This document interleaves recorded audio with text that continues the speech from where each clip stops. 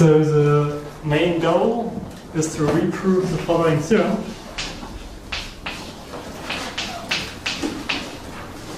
Of Carlson, which tells us that algebraic K-series commutes with infinite products of exact categories. So then family Ni of exact categories.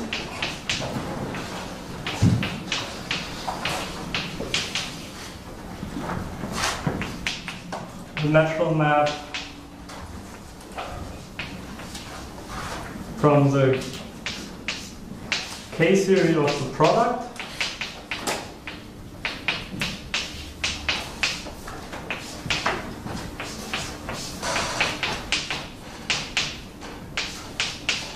product of the K-series groups is an isomorphism, so this is equivalence. And the importance of this theorem is that, and how it's used is the following theorem. So G is a group. This is a geometric property, and I will say a word about it in a minute. And there is a finite dimensional model for the classifying space proper actions for G. Then the assembly map in K-series.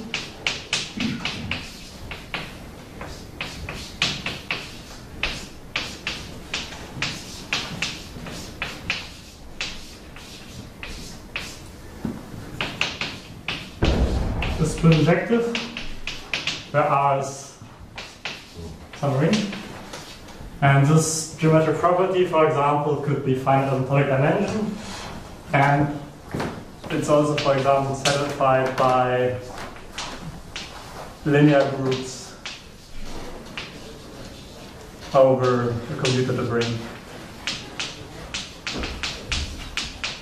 And this was, so the first version of this is due to Carlson pattern, where the assumption was that you have a finite model for each, so you have a torsion-free group, and then Rosenthal generalized it to allow torsion, and then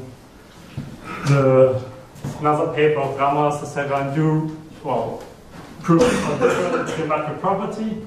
And in my thesis, I allowed then a finite model, a finite dimensional model instead of a finite model, and also was one of the properties allowed torsion, which wasn't known before. So what do you mean by dimension, e.g., as a topological space or as visual sets? As a like CW complex. As a topological space, and you assume that R is any ring.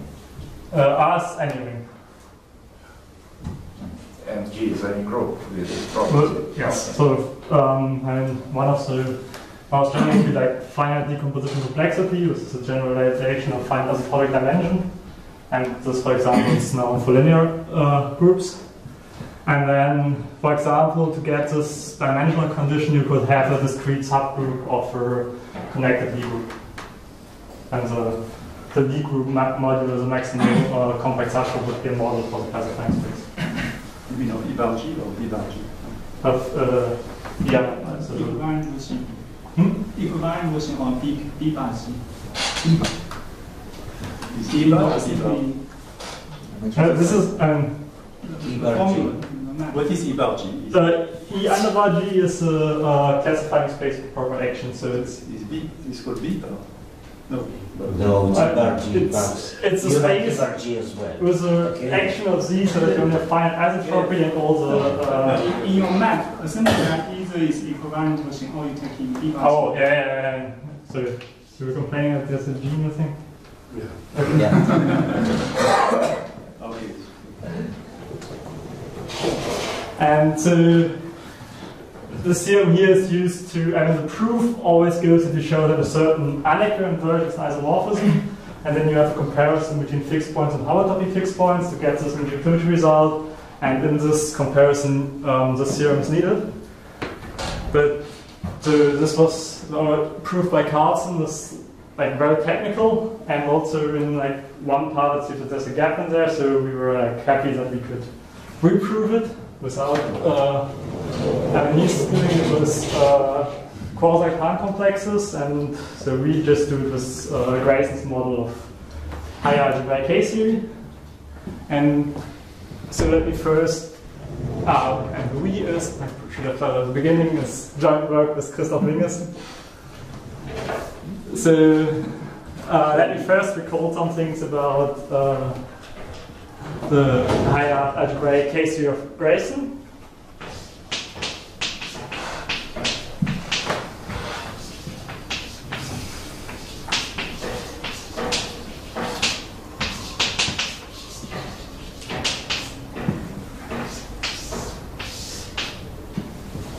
So n will always be in an exact category.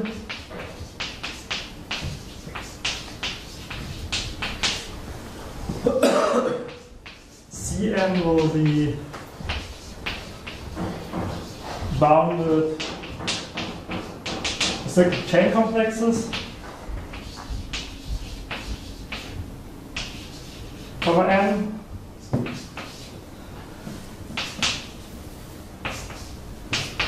And my chain complexes will always be graded over the natural numbers. This is just for convenience, so you could also grade them over the integers, but for the proofs it will be a bit more convenient to have them over the natural numbers, but it doesn't make a difference. It's bounded in both directions, yes? Yes. And so Bn will then be bounded binary acyclic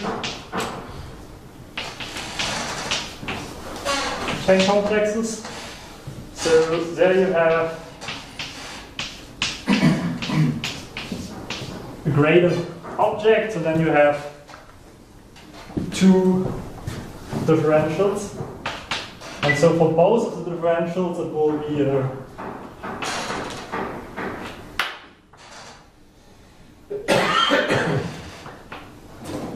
it's an acyclic chain complex because we have two differentials. And then you have a natural map from Cn to Bn, which just doubles the differential. And now the model of Grayson is the following. You look at, so both are again exact categories, where in here the morphisms are morphisms of the graded object that commute with those differentials. And so you can consider K0 of the chain complexes, then you have this map to K0 of the binary complexes, and then the cofiber of this will be noted by K0 omega n. And this, so the theorem of Grayson is that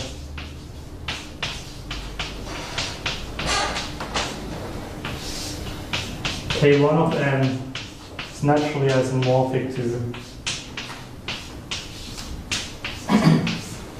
K0 of omega n, and you can actually iterate this construction. So now you have again exact categories, so you can take binary complexes, and so on to get here a version that's n case series for iterators n times. What is omega n? So omega n here, so actually it's not defined. K0 of omega n is a cofiber of this. What do you mean the cofiber? So the quotient of this. So it's not clear how you iterate. You take the quote, you can define Bn of n, so n times binary complexes, and then take the case of that and you mod out by all the classes where at least in one direction both differentials agree. So it's It's a co-kernel of this map, It's or a- is the homotopy it's a co-kernel of of this this map? Exactly. It's- Not taking the so- spectra, it's it's a a co-kernel of this KZ, map. it's a Exactly. co-kernel of This one, that's my question. Yes. Yeah, that was your question. So when you interact with a multiple co-kernel, what you mean? Then, if you have like n times binary, so n directions, then you can model out in every direction so both differentials in that It's direction. a co-kernel of a co-kernel. and It's so on. just it's a co-kernel of, can do it like that, or can just take all the maps, all the, one of the directions is a C or a B, and then you mod them all at once. And so we have this model for K-theory, and so in here, actually you could also see that it's a direct sum in here, because you also have a map back from binary chain complexes to chain complexes by either taking the top or the bottom differential, and both will split this map. And this shows this splits. And now one property in here, so maybe first some easy property. So for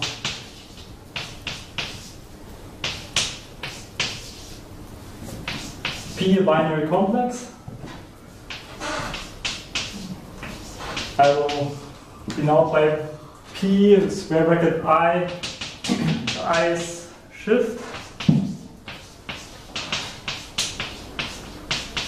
of P.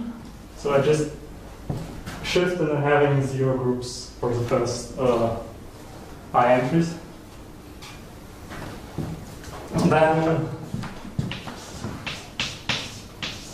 in K 0, this just gives you a sign for each shift.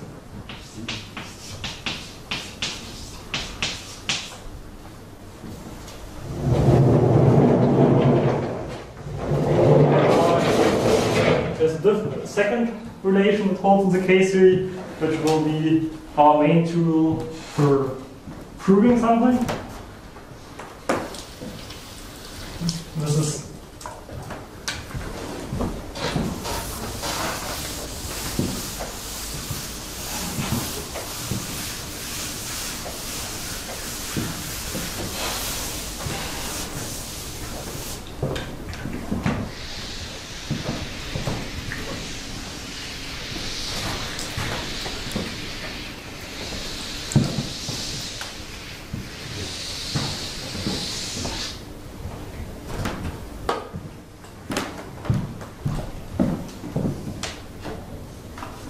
so when we look at the double complex, binary complexes, so we have I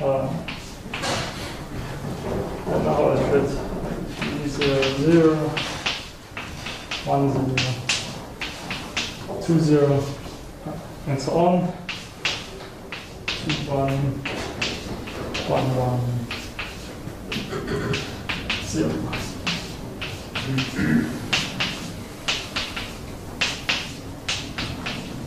And now we have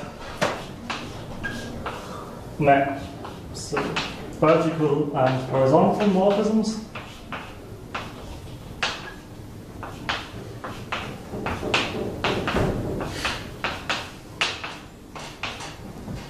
Again,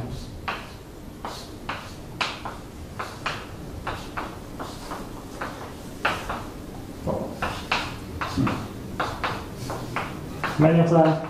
And so the colors should mean that the red and so all the reds commute and all the blues commute. So you basically have two double complexes with the same underlying objects.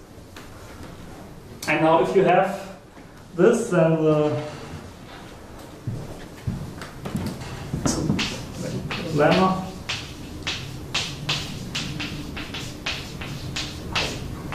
says that, so given this, then let me call maybe these directions here P0, P1, P2, so always the horizontal complexes. and the vertical ones with primes.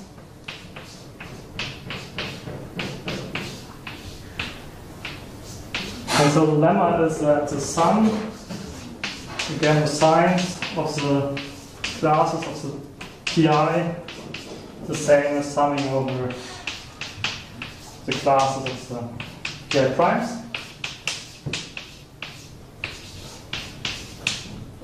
And this is proved by filtering the total complex. So you can build the total complex of this double complex, and then in here you can once filter it all with the horizontal complexes, and then you see that the class of the total complex is the same as the sum of the horizontal ones. And you can also filter it vertically, and then you will see that the total complex represents the same class as all the vertical ones. And the signs in here appear because there are shifts in there. So this would be in degree 0, and this object would be in degree 1. So this complex is shifted by 1, and that's how you get the signs. Maybe as a hint of the proof, this is the same as this is the ball T, meaning the total complex of this, and this is how you will prove this relation. And so the proof later, when we'll try to shorten complexes, will always be playing around with this relation, so this is important relation. And there's also a different model of at least K1 exact category by Nenashev, which uses this relation. So let me give the definition.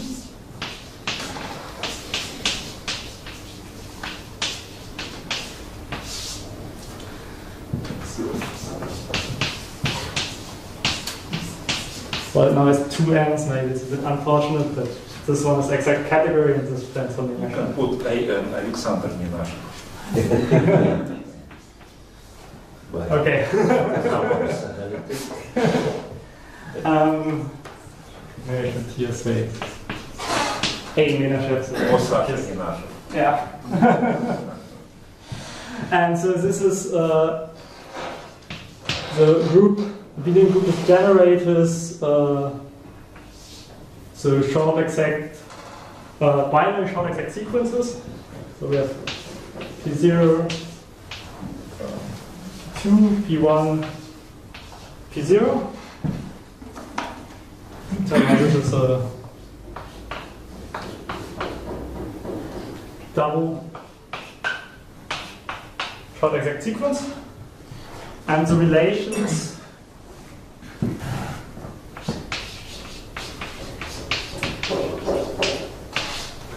are so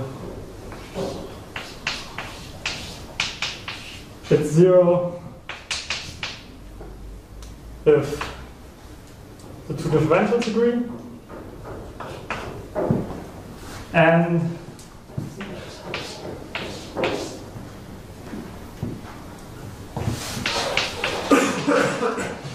if this relation holds. And by this I mean we just have a square of the size, and then you model out this relation. And so the theorem of Nenashev is that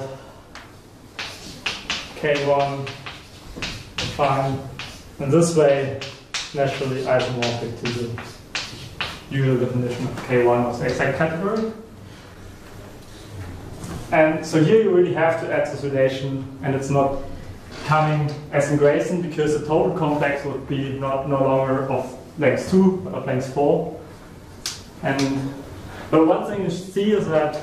I have one question. So it seems that you use somehow some sort of property that another relation, proves that if you have a short sequence of complexes, then it splits. It's case theory of an exact category. So if you have a short exact sequence and the exact category, then middle term is the sum of the outer ones in case you.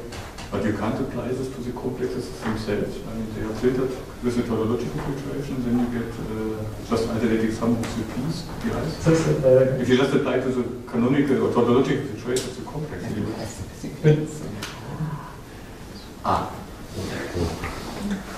Yeah. Okay. Sorry. No,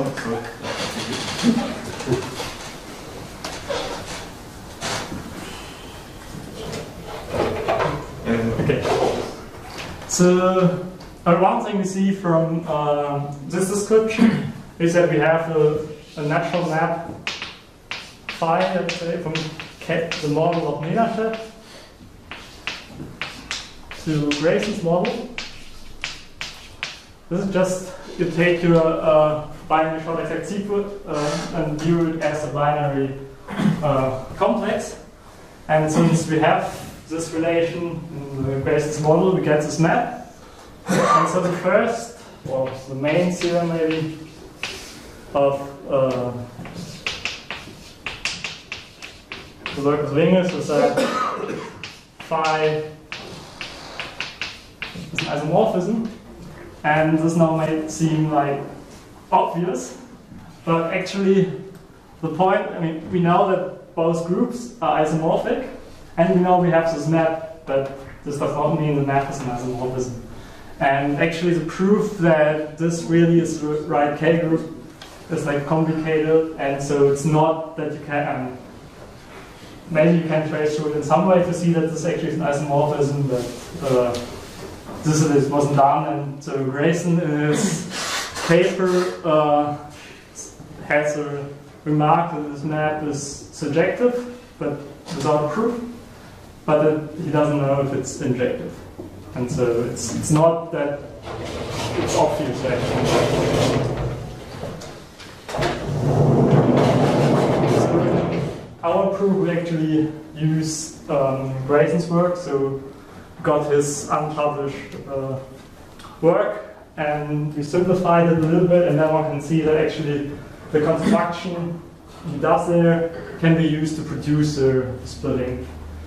But even after simplifying it, the complexes involved are still really complicated, so I'm not going to give a proof of this theorem, but I will prove somehow a weak version of this.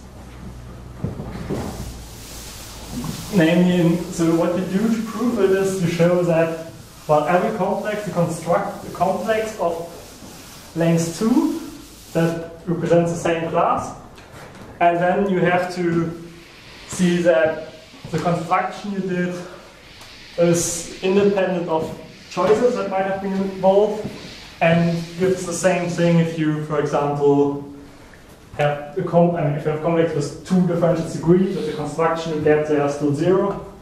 And these things you have to check. And so the point is, once you have the Nenashev relation, then you can see that the choices made are not it's well defined. And so we also have the weak version in the paper, because the proof is a lot nicer. So. But could you iterate this? For example, you told that K naught of omega n is the kernel of an arrow. Yes. Yeah, and so I'm just wondering if, say, K2 of n is a co-kernel of Nenashev's K1s for those.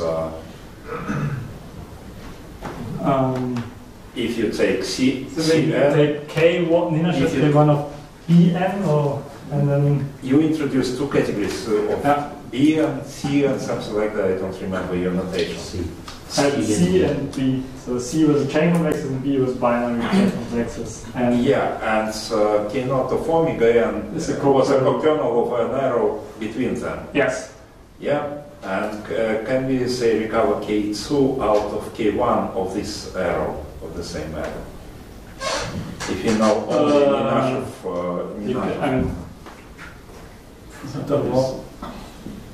I'm not sure if okay, yeah, because I'm just wondering if you can recover Grayson's K groups in terms of Nenashev's, well, make a kind of induction. That's totally independent of Nenashev's work. You're just asking Grayson can describe Kn in terms of Kn minus 1 of the time. He can. No, but I mean, the question is, in Grayson definition, if you replace K0 by Kn, By K, You mean if if you take K1, it's the co-kernel of the maps in K1 that still gives the K2? that's not K2, but this is the question. You don't know. I don't know. Okay. It's not Because I don't know. K1 is smaller Yeah. than Grayson's approach. This is it. Okay. Okay, so the first theorem that I will prove is that, let me write omega 04 of n, which now means I take only the binary complexes that are supported on 0 to 4, and I divide out those where the differentials agree. And I include those into. So I do this for. This is in the co-kernel of the maps where both times I have support on 0 to 4, and I can include it into all chain complexes. And then the first theorem is that this is a surjection. So actually, what this says is it's a surjection if I have a 2 here, but this is the weaker version I want to prove. And then the second one is that if you go a little bit higher, so you allow up to 7, then it splits. So there's a split here. And the reason that you have to go higher is basically that you have to have some room to, we don't need a full Nenashev relation, but we need some version of it. And so we need to have a certain total complex available to get this relation, and that's how this 7 appears. So you can replace 4 by something higher. Yes. Yes, but I can also replace it by 2 because of the, this theorem tells actually I can do 2. And this also says here I can actually replace the 7 by 4 because the Nenashev relation, the total complex is length 4. But again, this is the version I want to prove. And you can also iterate this, so it's still true if I do it n times, by just shorten one direction after another. So it's first very easy. And now we can first, I will prove Carlson's theorem.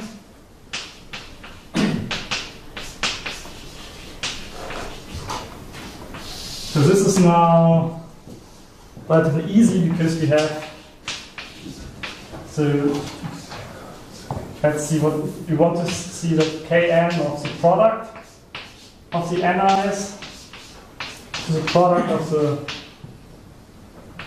Kn of the ni, so we have to show that this map is an isomorphism for every n. So we first use the description of Grayson to say this is K0 of omega n of the product of the ni, and this is the product of K0 omega n ni. Now K0 commutes with infinite products, so you can see that it's obviously surjective, this map from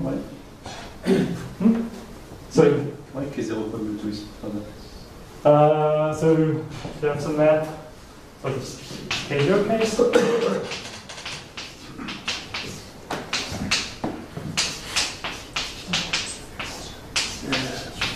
So first, if I have in here, I have a sequence of classes ni as element in here, and I can just take the class of the sequence ni. Did it? So this means very surjective. And now to see that it's also injective, you need the description that if n is the same as n prime in K0, then there exists a ES. So if I stabilize those with the S, then they fit into the same, in the short exact sequences, it's the same kernel and co-kernel. And now this relation, you can all, I mean, if you have then two things here where you have their products, then you can just take the same relations here to see that you have the injectivity. So this is a K0 case. So I actually can write here K0 of the product of omega n and I. But now I can no longer, so is that still unclear? Yeah. You have this swap omega and products. Yes, so now, well, the product and omega n won't commute. Sure. I mean, Yeah. that's, but the problem is that because the bound of the complexes might vary in each vector. And this is why the theorem helps, because now we can from here use our splitting to 0,7. 0,7. And make things bounded. right, so now even the product of the complexes is still bounded and still in degree 0 to 7. So here we have an isomorphism. So actually first see that you have this isomorphism on the binary complexes, and then you can also get it on the quotient because it's a retract. And now you just go back to the groups above, and then since it was the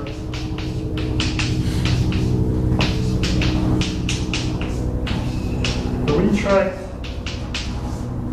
it follows that this is an inclusion and this is a surjection, and so I see that this map also is an isomorphism. And this is how, once you have shortened your complexes, you get this commutativity result. And so now the second half of the talk I will spend on shortening binary complexes.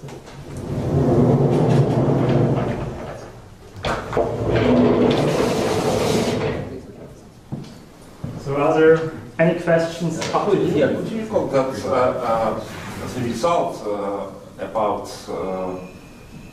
product of exact categories was necessary to prove injectivity? Yes.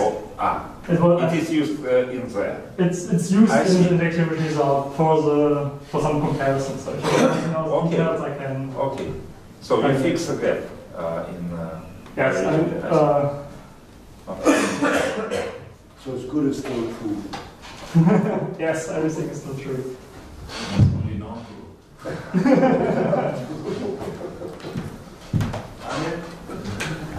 What do you mean by K0 of products of omega n in I? I mean the co-kernel of the product. Yes. So probably the closest thing. I mean, the product. You can take K0 of the product of the Bn I, and then divide out and take this co-kernel again.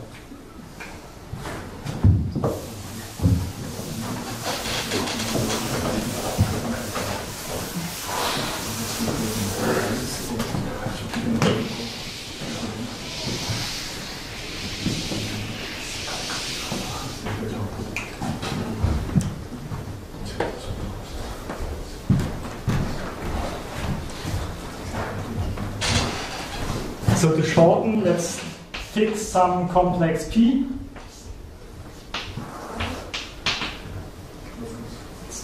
Binary P1.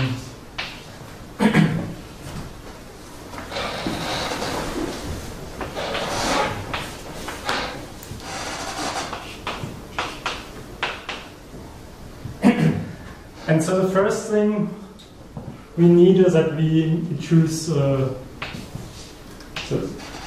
J2 is the kernel of this differential.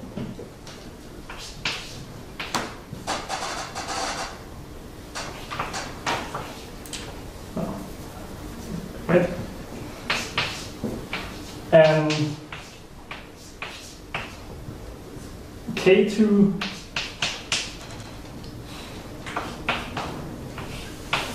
is the kernel of the blue differential. And now the first thing to note is that in K-theory, J2 and K2 define the same object because they both fit into an exact sequence, a cyclic sequence with a P0. And since then P0, P1, and P2 are the same, also the classes of J and K agree. So we choose A2, B2, and S2 as up there, so that we have short exact sequences A2 to J2 plus S2 to B2, and also to K2 plus S2 to B2. And now we will use these to show the new chain complex, which is shorter by 1 than P, and use the Nenashev relation to see that they actually define almost the same class in K-theory up to some object of degree 4.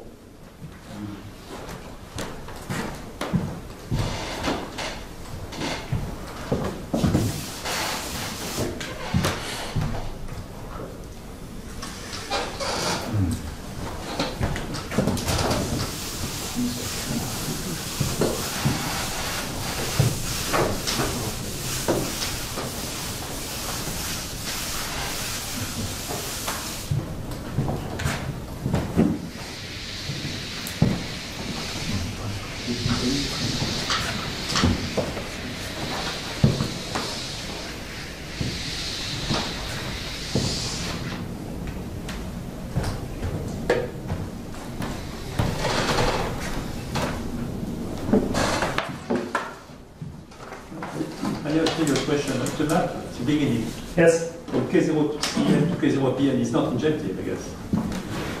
Or you have a splitting. You have a splitting. So it's so you can work on the spectrum level. And you just take the clustering space of Bn and it splits clustering angle of Cn. And that's the question. Okay. Maybe then. K0 split inside K0P. Yes. And is it clear that whatever you get there will still have like also the other terms where you have to write K-theory? And one probably have to look into proof of Grayson to how he proves that this K1 that whatever you have there is correct K1, if that proof can also work. But you take the clustering space of Quillen to Cn and Bn, and then you can take a cofiber, and you know that pi 0 is K1, but we also know that... Nenashev description was isolated, it is bounded from the very beginning. That's what I saw the previous question. Okay, then this question. I mean, products will commute. I mean, a K-theory of product will be product of K-theories. If we can describe K-groups in terms of this iteration of via Nenashev, Nenashev is always bounded. It deals with bounded. It deals with double short exact sequences. Yeah, and product of double short exact sequences is a sequence of in the product. So you can swap. It's more a posteriori. A posteriori, of course. Yeah, as an application, I would say. Yeah, because the major problem in your proof is how to get boundedness, right? Yes, and it's only bounded. Yes. Okay, so I want to produce the complex. So we have the beginning is the same up until P4. Then we have P3, and now here we would want to use just like the J2, where the one differential maps onto, but the other doesn't. And then we have to add a K2 here, but then it no longer is acyclic. So what we do is we actually add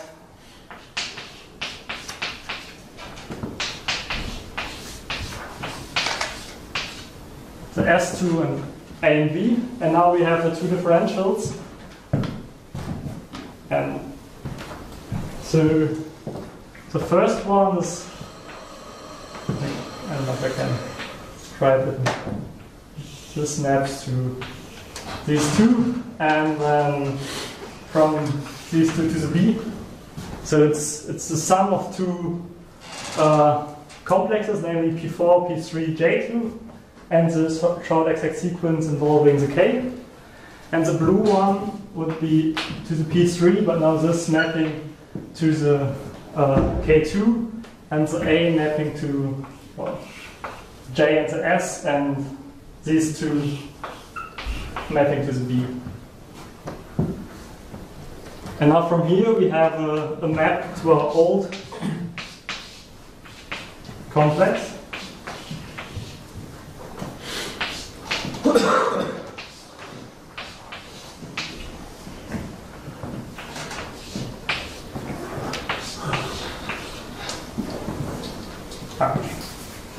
So those also the colors.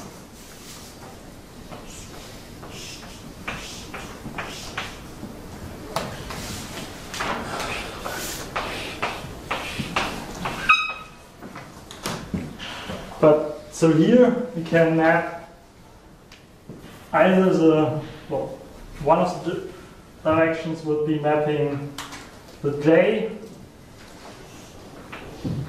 into the P2, but then I'm again having a problem where to map the other two. So what I will do here is adding a B.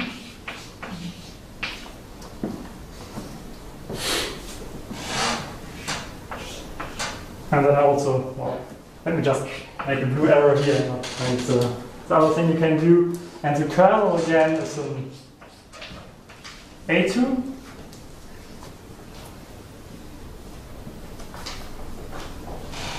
And two differentials, and this continues to P0, P1, P0.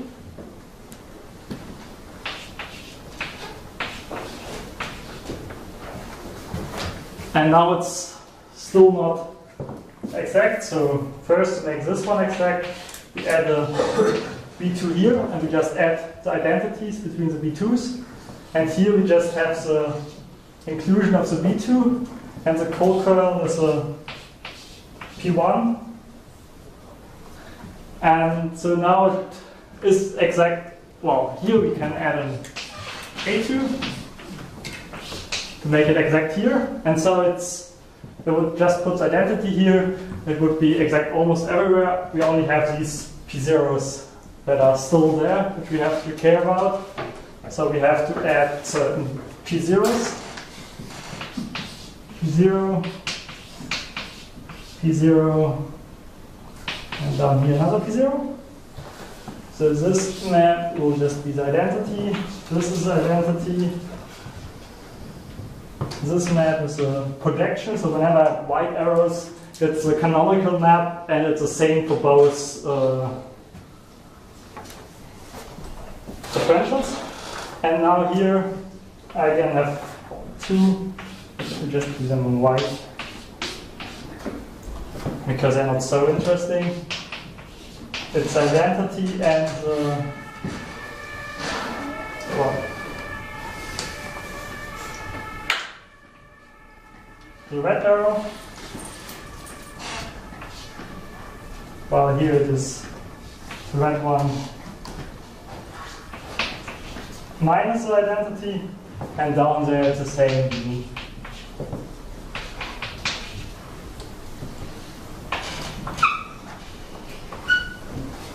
And so now if you apply the Nenashev relation to this diagram, we get 4 interesting complexes, namely we have the old one here, we have one that's one shorter here, we have one of length 4 down here, and we have another one of length 3 here, because all the others, both differentials agree. So this finishes the proof by iteration of the first theorem. So one thing to make it easier is that one can note that this actually is 0, because you can filter it by having just the p0s with minus identity mapping in. So this is 0 in k0, and the quotient is just identity between the p1s. So you see that it fits into a short exact sequence where kernel and co-kernel both are the trivial element in k0.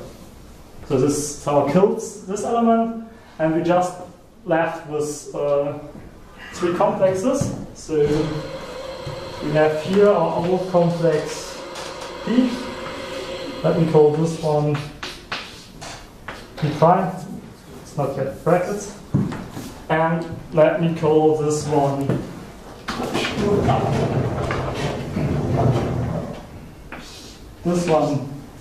S2.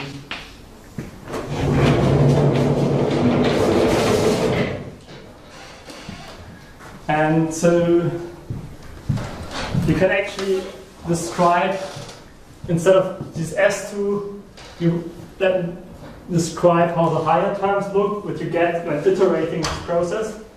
And they are, well, almost the same as S2, but they look a little bit different because we already changed our complex at the beginning.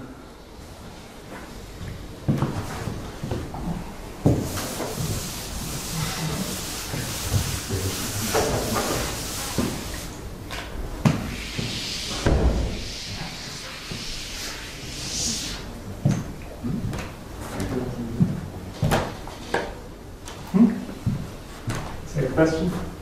So the first theorem is not proven. The first theorem is proven. But now I want to, well, I actually want to do the iteration to see what we'll get at the end. Because this will be the splitting in the second theorem. So it will actually be, you apply this and see what are the complexes of length 4 you get. And then, I probably won't have time to really do it, but then hint at how you see that it's independent of the choices. So let Sn be the complex where we have An, so Jn and Kn and S and Bn are the same for the 2. So you always look at the kernel of the differentials, those will be J and K, and then you fix some short exact sequences where they fit into. So we have, I don't do the colors anymore. So An to Jn plus Kn plus Sn to En plus Pn. This is basically the end that we also had in this complex here. But now we also have to do the same here, because here I want to have Jn minus 1, but then I also have to add the Kn minus 1, Sn minus 1. So here I have the An minus 1, and here I have Bn minus 1. So this is now a length 4 complex. And you already see that the beginning part here looks like how now the first terms of the P prime look like. And this is the part how the end of this S2 looks like.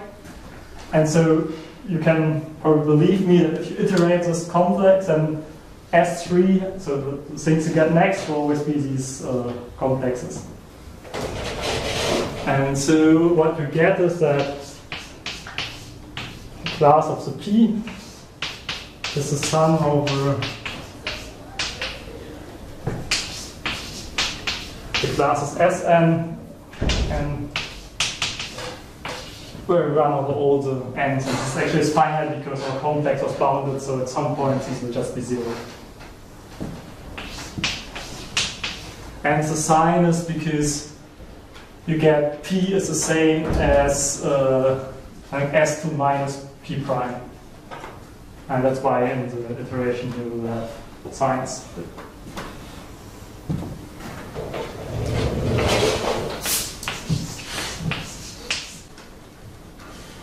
Understand. Pn is less than. P is the long complex. Why it is 0 for n large enough? The S ends? Yes. Because, I mean, what you should do is once the J and the K are 0, pick the 0 exact sequences. But Pn is not 0. Pn at some point is 0 because P is bound complex. Oh, yeah, okay. So for some n, n will be 0. Yeah. And so this actually is what we will define for the splitting to get back. So, but the reason that it's not a map to complexes in degree 0 to 4 is that we had to do choices. So we had to choose A, S, and B. And if you do different choices, then you first have to see that you're actually still getting the same elements. And so if you do different choices, so fix some K, and let's say we have different choices for A, B, and Sk, then what will change is, so this leads to Sk will change, and I think Sk plus 1. Because every exact sequence appears in 2 of the S's. And now, what we can show is that actually the classes of, so now I have to S, which one do I have to shift? I think it's K1. No, the K plus 1. So one of them I have to shift by 2.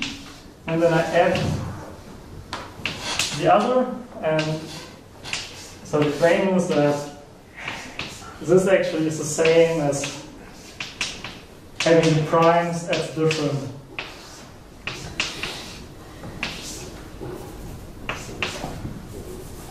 Well, I should say I add them, takes a K-series class, and then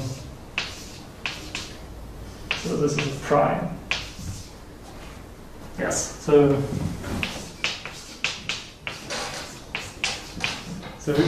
one can see this because the first thing to notice that the underlying gradient objects are already the same. Because in both I have once this A prime instead of A, but because one is shifted, they actually now are at the same position, so they have the same underlying objects, but also, and the morphisms are almost the same, except that at one point something maps into, so the A prime maps, the K prime maps into the Pn, while at the other it maps into the K maps into the Pn. So there's one shift you have to do of the J and the K.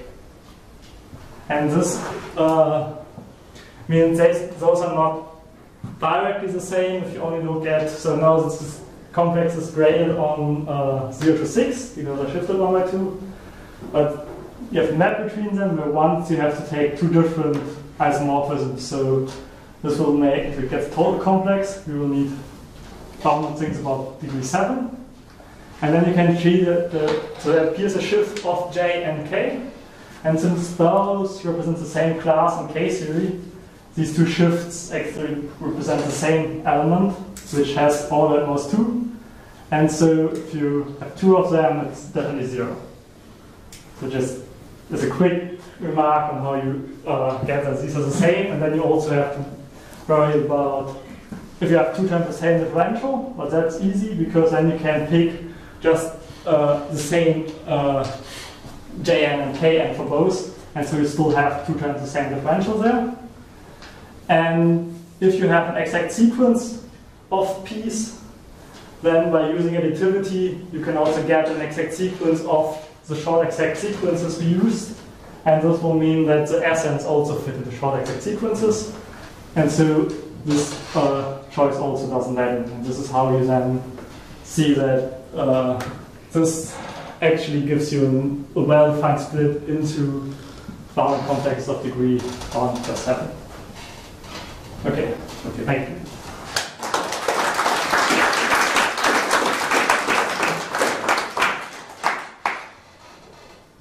In the case where you have, say, for a ring, where you have a description of K2, is that, do you have a way of seeing that's the same as what you're doing here? I mean, Miller's K2 I'm talking about. I'm trying to see what it's saying. K2 of the ring or K2? Yeah, K2 of rings, say. But this cannot compute with product of rings. No? But that's not what I'm asking. I'm asking whether the elements as described by Milner as products of the grid, where you take the free Riemann product on inventory matrices, whether that gives the same description of K3. Yeah, that's clear, so yes. Yeah, but he has elements, and Milner had elements, right? Oh. So you want a complete description of K2? I mean, here we haven't really thought about how, and from this one might get also a better description of the higher K groups, like, because using the shortening, so that you only have like, as generators, you only need then 2 times 2 blocks. But with the relations, it's, we haven't really thought about yet how you can describe the relation sets. So. Well, would you get some information about, let's say, K1 of a group ring? There's questions here in the element. How large is the matrix you need to realize the element? Yeah. Do you get some information then with this method there as well? So I wouldn't see how to do that. The question about stability is that? Yeah. As a result of the finite group over Oliver, anything can be realized by 2 by 2 matrix. But what happens with other groups? This can be sometimes of importance. But I don't see how this leads to it.